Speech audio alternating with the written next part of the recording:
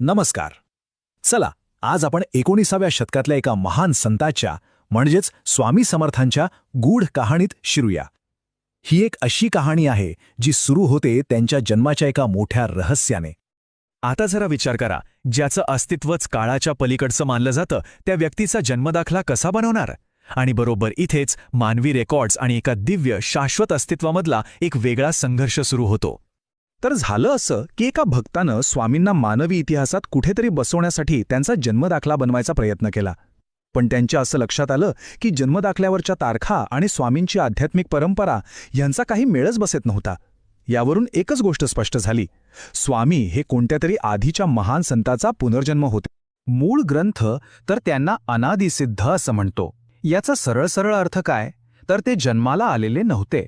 ते एक शाश्वत आदिम अस्तित्व होतं ज्यांनी फक्त लोकांच्या उद्धारासाठी मानवी रूप घेतलं होतं.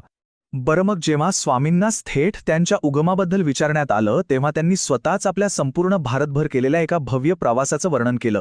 त्यांचे स्वतःचे शब्द होते, आम्ही कर्दळी वनांतून प्रथमारंभी निघालो. हाच त्यांच्या पृथ्वीवरच्या प्रवासाचा सुरुवातीचा बिंदू होता. कर्दळी वनातून निघाल्यानंतर त्यांचा प्रवास कलकत्ता, मग संपूर्ण बंगाल आणि हरिद्वार मार्गे थेट हिमालयातल्या केदारेश्वराला पोचला. तिथून ते खाली दक्षिणेकडे आले, गोदावरीच्या खोऱ्यात आणि हैदराबादमध्ये.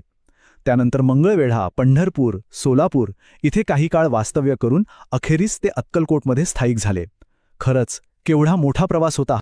पण या इतक्या मोठ्या प्रवासात एक असाही टप्पा होता जिथे त्यांचं खरं दिव्य स्वरूप कोणाला कळलंच नाही. ते लोकांच्या डोळ्यांसमोर होते पण तरीही अज्ञात राहिले. किती वर्ष? तब्बल 12 वर्ष.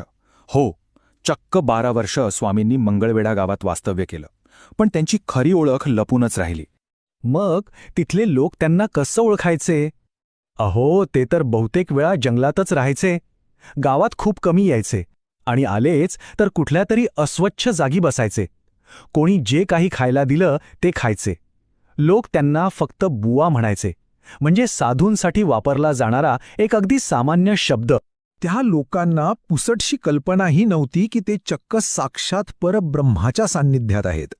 म्हणजे बघा, दिव्यत्व त्यांच्या अगदी डोळ्यांसमोर होतं, पण तरीही ते पूर्णपणे अज्ञात होतं. पण सगळ्यांचंच असं नव्हतं. जिथे बहुतेक लोक दिगंबर नावाच्या एका ज्ञानी साधूने मात्र त्यांचं खरं स्वरूप ओळखलं. त्यांनी स्वामींना देवाच्या बरोबरीचं मानलं. यावरून एक गोष्ट तर नक्की कळते: दिव्यत्व पाहण्यासाठी फक्त डोळे असून चालत नाही, तर दृष्टी असावी लागते. आणि याच मुद्द्यावरून आपण स्वामी समर्थांबद्दलच्या सर्वात मोठ्या अंतिम आध्यात्मिक सत्यापर्यंत पोहोचतो, ज्याचं वर्णन ग्रंथांमध्ये केलं आहे. मूळ ग्रंथामध्ये स्वामींसाठी एक खास शब्द वापरलाय, परब्रह्म. आता हिंदू तत्वज्ञानानुसार परब्रह्म म्हणजे काय? तर ते म्हणजे सर्वोच्च अस्तित्व किंवा अंतिम सत्य. ते निराकार आणि सगळीकडे असलेलं दिव्य सार. हीच स्वामींची खरी ओळख होती. आणि शेवटी ग्रंथाचे लेखक एक खूप सुंदर उपमा देतात.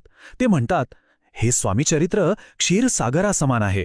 ते प्राशन करा आणि भवभयापासून मुक्त व्हा. सोप्या भाषेत सांगायचं तर ही कथा म्हणजे दुधाचा सागर आहे, जो आपल्याला जगातल्या सगळ्या भीतींपासून मुक्ती देतो. ही सगळी कहाणी ऐकल्यावर एक प्रश्न मनात येतोच की जर दिव्यत्व खरंच आपल्या आजूबाजूला फिरत असेल तर आपण त्याला ओळखणार कसं? खरंच विचार करण्यासारखी गोष्ट आहे, नाही का?